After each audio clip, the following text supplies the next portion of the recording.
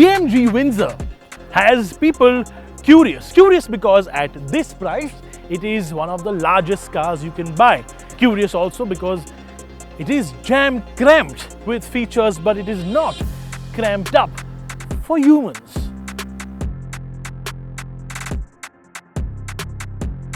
So let's do this video differently. Let me answer all the questions you have, or you might have, or your friends might have, and let me give you my most honest, brutal and straightforward opinion. Oh, and we do have to clarify all those questions you have about price, so trust me, you want to watch this whole video.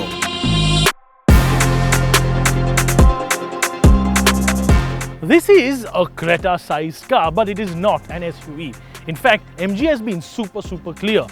This is not an SUV, which is impressive from MG because in 2024, almost everybody calls everything an SUV. Espresso, we're looking at you. Shady. Anyways, it is a Creta-sized car, but it is actually inside much larger than cars which are much larger than a Creta. But we'll get to that in a bit. Trust me, you want to wait for that part. What this essentially is a rebadged, sort of slightly tarted up version of a car called the Baojun Yundo. Yeah, I completely murdered it, didn't I? That said, yes, this is sort of a Chinese derivative car, but MG is now technically 49% MG in India and 51% Jindal Steel. So technically now this is an Indian car, but I will leave that up to you. And look, we've always said here at PowerDrift, it doesn't matter where the car comes from. What matters only is how it is.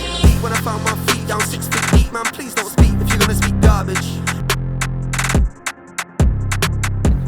The only reason why you guys have asked that is because of my bald head. Okay, I understand. Fine, theek hai. But look, the whole point of this being shaped like an egg is because historically all MPVs have been shaped like an egg. That's the way you maximize all the space inside. You know what I've just realized? This thing has a bit of French design flair. Well, the French technically sort of invented the MPV. I mean, the Americans might argue, but if this thing said Renault here and it said Espace instead of MG Windsor, we'd all be getting unnecessarily tight in our nether regions.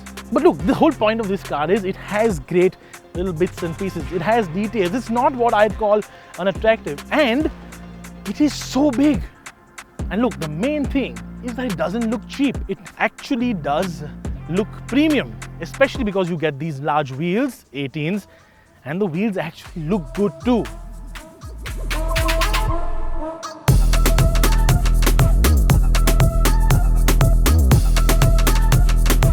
Yes, on paper.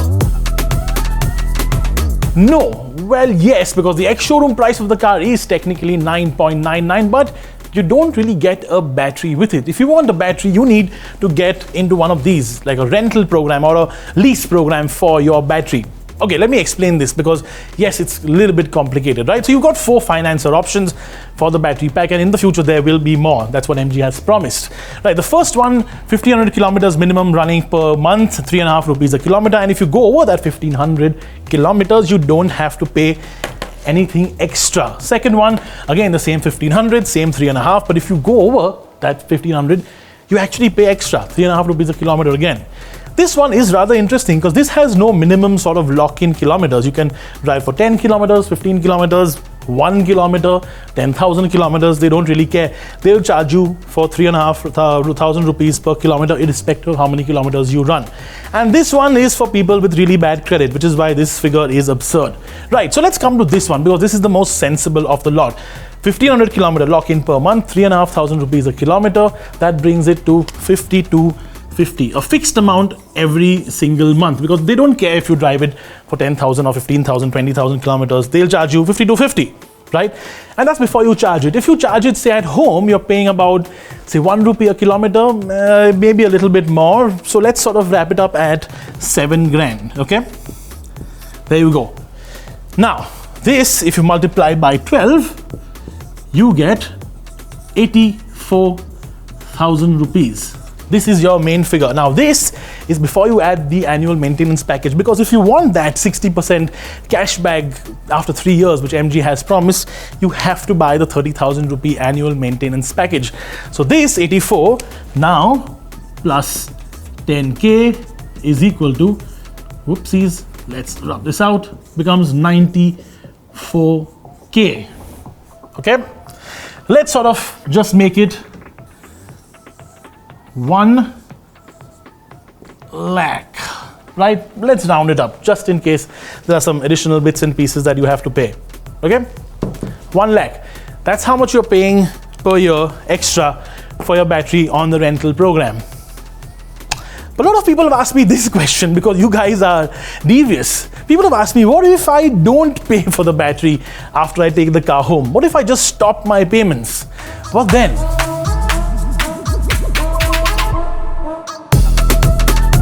Yes, pretty much. But they're not going to come to your house, jack up your car and unscrew your battery from the bottom and take just your battery out. They're going to take your whole car away. They're going to basically repossess your car. And then what they're going to do is give you back the value of the car minus the amount of money you owe them for the battery. But if you want to avoid all of this nonsense and all of this complication, by the time this video goes out, MG is probably going to announce another price. And they did. Literally, as we were editing this, they announced a full package deal, a full fat option. The MG Windsor all-in will cost 13,50,000 rupees for the base, 14,50,000 rupees for the mid, and 15,50,000 rupees for the top spec variant. And damn, that makes this a bloody brilliant deal. Watch on, you'll know what I mean. 331 kilometers if you were to believe the brochure. Now, brochure figures normally you would only get if you pump up the tire pressure to 50 psi, keep the mirrors folded in, keep the AC off, and drive at a snail's pace, hypermiling as they call it. Some people actually enjoy that. I don't know why. Now, our driving on this trip wasn't gentle. We do fast flybys for video shots. We do performance testing. We do 0 to 100 runs for my pleasure and for your pleasure. And naturally, that affects the range. So, although we got a range figure that was much lower than what the average person would get, I think about 250 kilometers on a full charge is a more sensible range figure that you will get, especially in an urban environment where regen helps out a bit as well. But just so that we are absolutely honest towards what we bring to you, we will do another test very soon, probably in collaboration with our friends from Zig Wheels. And that said, in my opinion, and this is important, so hear this, even 331 kilometers of range is not enough. In 2024, we need a larger battery pack with even more range, much more range, especially if you're planning to do actual trips with it. Now, when I set off for this drive earlier today, I was dead sure this is not a Petrolhead product. This is what you buy if you have older parents. This is what you buy if you are not really interested in cars, but you want something nice and cheap and comfortable and frugal, and that does the job. Urban mobility in general, things that a car is supposed to do. Transfer people and things from point A to point B in relative comfort. Never judge a book by its cover, though. That's what we've been taught as children, right? And this sort of exemplifies that statement. I genuinely thought I would not like driving this. I thought it'd be soft and soggy and without any feedback and feeling, and it'll be slow considering the fact that it's not very high on horsepower. I was wrong. This actually is really enjoyable to drive. Yes, it is soft because it is a comfortable MPV, but it's not soft to the point where you feel sick or you feel uncomfortable. It's actually got decent feedback from the suspension. It's got okay feedback from the steering. And the big thing about EVs that has plagued a lot of the cars, a lot of the EVs that we've driven recently, that's absent in this. You don't really feel that weight. You don't feel that mass. Get on the brakes and it brakes decently well. Get on the throttle and it's quick. You can actually put it into sport mode, which is again a bit of a pain. You have to go through the screen and do it. But you put it into sport mode and 80, 90, 100, 110, and 120. It's not slow. Look, even the speed beeps are going off. It's not really slow. It's not something that a petrolhead would absolutely love driving, but it's not bad either. That's a bit of a revelation.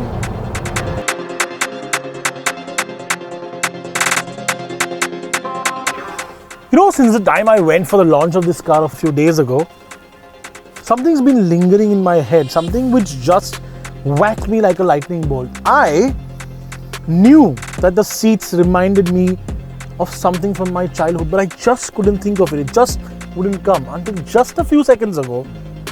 I know exactly what that is. It reminds me of my grandmother's house. In particular, an old couch that my grandmother had, a big leather couch with big leather quilted patches, just like this.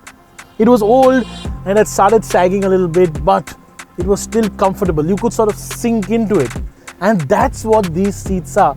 You don't sit on them, you sort of place your butt into them, you sink.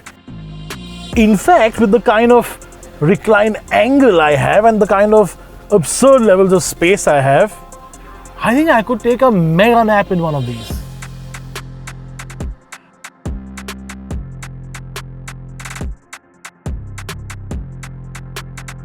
Yes, there are a couple of things that are genuinely annoying. Now, let me preface that by saying I am a fan of the way the screen is. I'm a fan of the size of it. I'm a fan of the fact that it doesn't intrude on my vision. And I am a big fan of the fact that everything is so large and so ridiculously vibrant. Okay, but there are some functions which should not have been in the screen in the first place. Some functions like your light switch, which is a basic need on the side or on the stock, which is now buried deep in this screen. So for example, if you're on your, say, navigation, the number of times you have to press the screen to get to your lights is ridiculous. So there you go, first one, then you get to the main Apple CarPlay screen.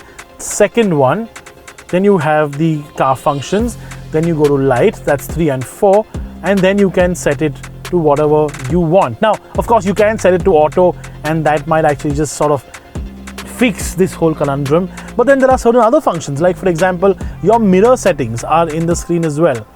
And that's just a little annoying. Even your driving modes, for example, are in the screen.